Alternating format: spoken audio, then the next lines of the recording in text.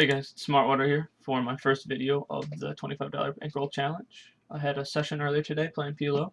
It went for 54 minutes, just under an hour. I was two-tabling, played 121 hands, and I lost 60 cents. As you can see, I did not. The seventh hand took a big hit, kind of went, a little ups and downs from there. Was at a, real low point, and then I banked a big one at the end. So there's just 5 hands that I thought were interesting, kind of highlights of the sesh, and we're going to start with this hand. So here I have Queen Queen XX on the from the big blind, and I am more than happy to just see a flop. Really not a strong hand. So, and I want try to bank a top set or something like that, and boom, we do with a open-ended straight draw. So an absolute monster, and it checks to us, and we bet 2/3 of the pot. We get a call bet from Big Bad, and then we get a pot size raised from Rich.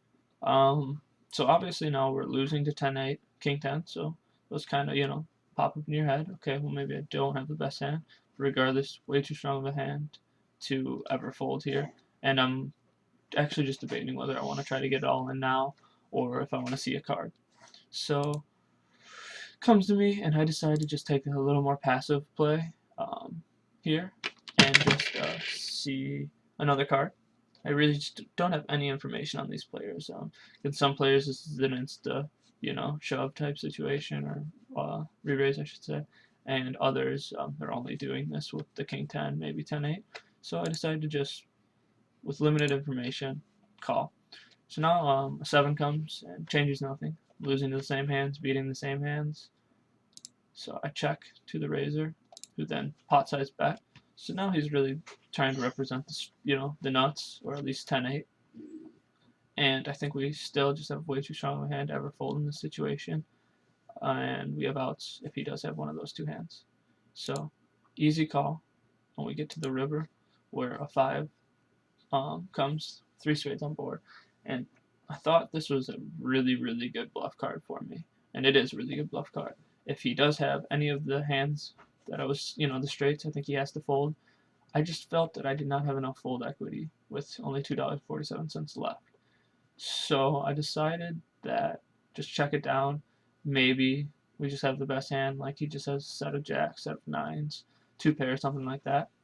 I think that we have tons of showdown value, but I just didn't think that I had enough fold equity. So I checked, and he checked, and he ends up taking down the pot with a flush.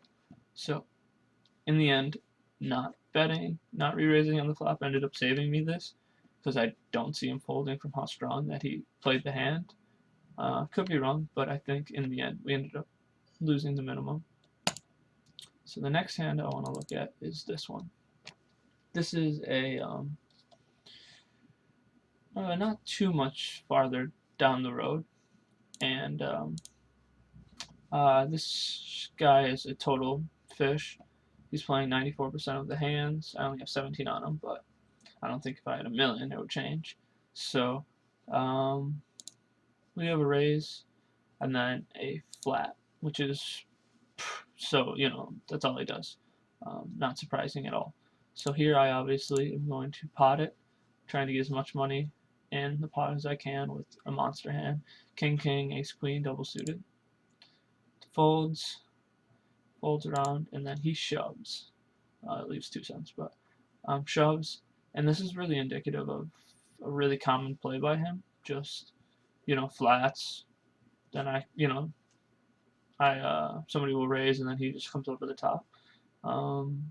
Obviously, he just doesn't really know what he's doing, and so I put them all in, knowing that I have the best hand, and we are obviously a monster favorite here with kings.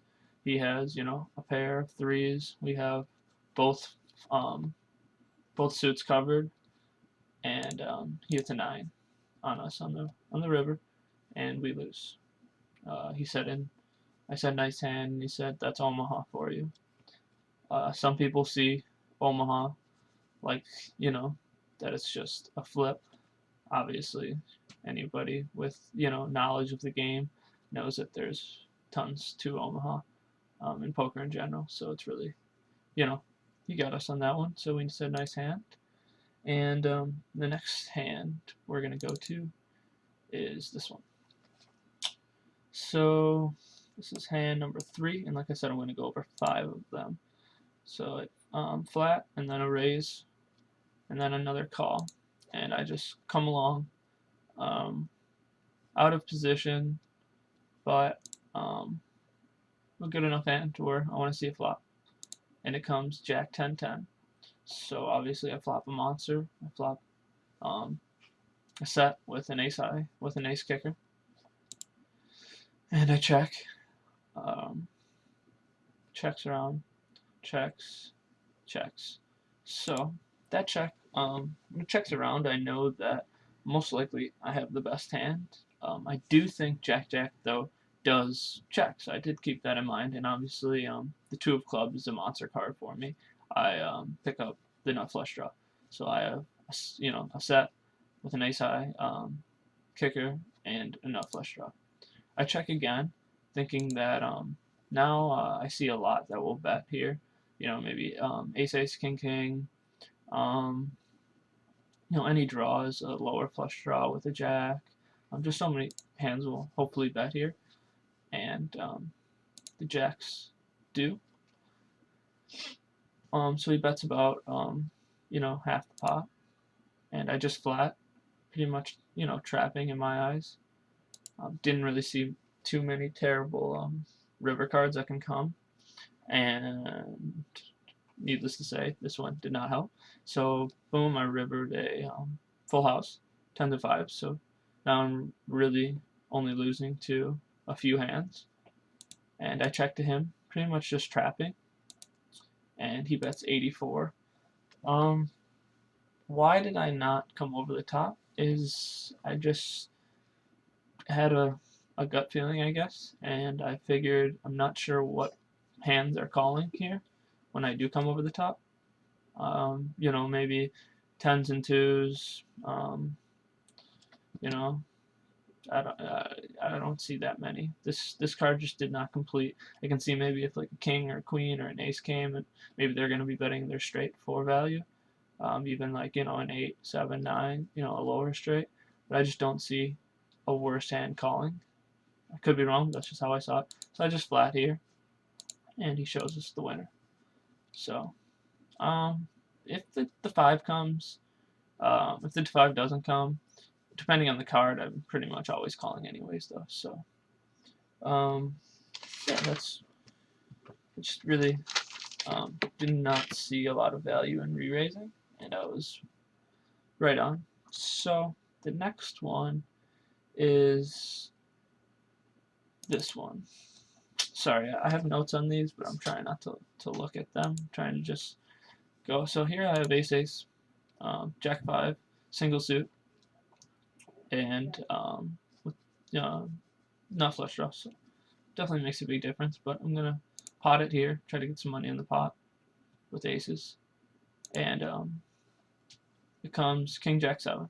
So here I think it's obviously a good flop to continuation bet on, and we do that, and we just get flatted. So here when the ace comes, yes, it improves my hand, but I feel that every draw just got there.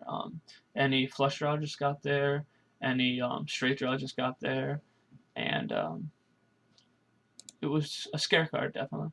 And I just wanted to try to keep the pot small, and with obviously tremendous showdown value, and I can call a bet on.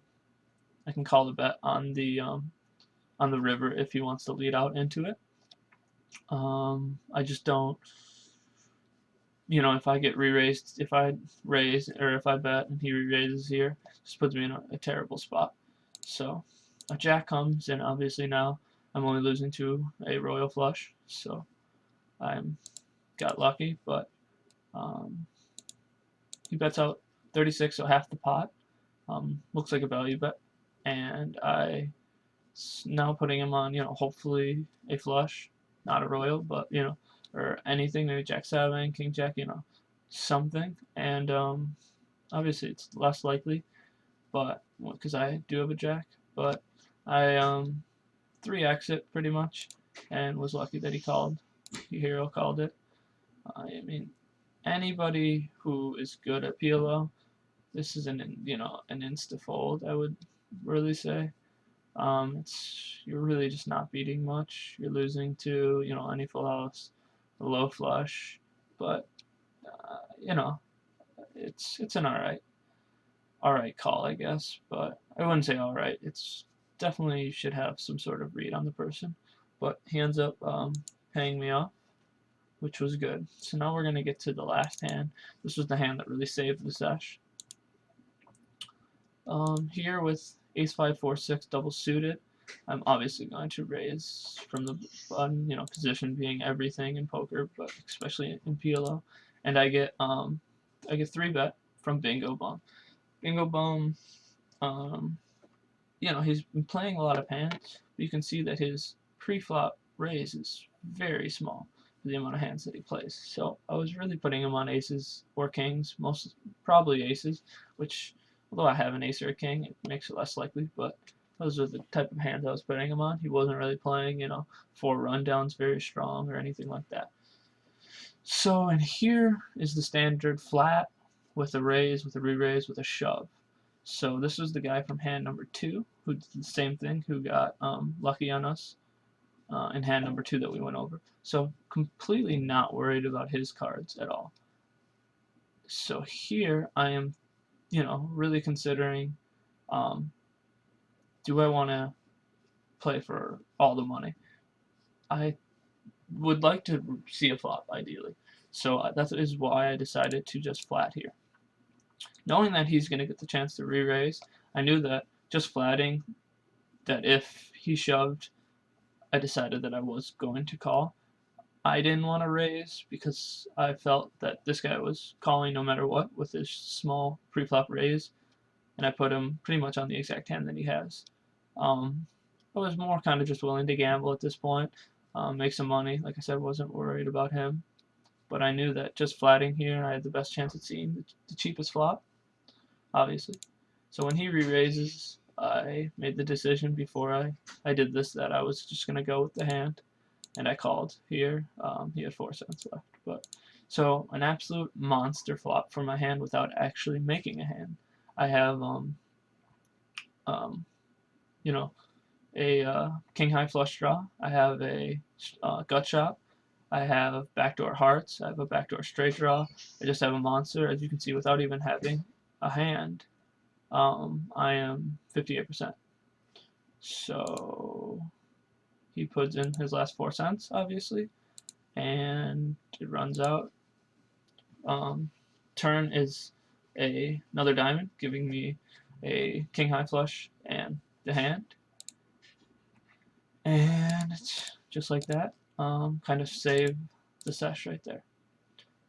So overall, I thought, overall I'm up on the day.